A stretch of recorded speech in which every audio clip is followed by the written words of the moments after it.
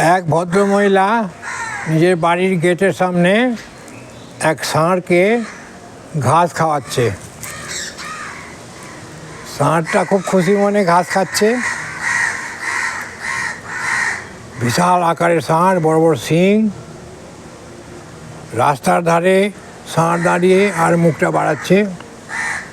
এক ভদ্রলোক ওই পথে চলতে চলতে এসে জিজ্ঞাসা করলেন যে, ম্যাডাম, আপনি করছেন কি? ষাঁড়কে আপনি ঘাস খাওয়াচ্ছেন, ফল খাওয়াচ্ছেন? এই ষাঁড় আমাদের গ্রামের 4-5 জনকে শিং দিয়ে গুঁতো মেরে হাড় ভেঙে দিয়েছে। বলছে, হ্যাঁ হ্যাঁ, আমি জানি। হাড় ভাঙলে কী হবে?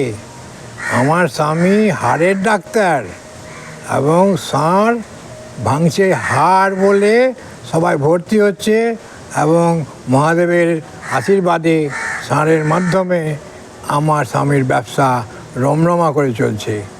তাই ষাঁড়কে আমি রোজ ঘাস খাওয়াই, ফল খাওয়াই। জয় বাবা ভোলানাথ।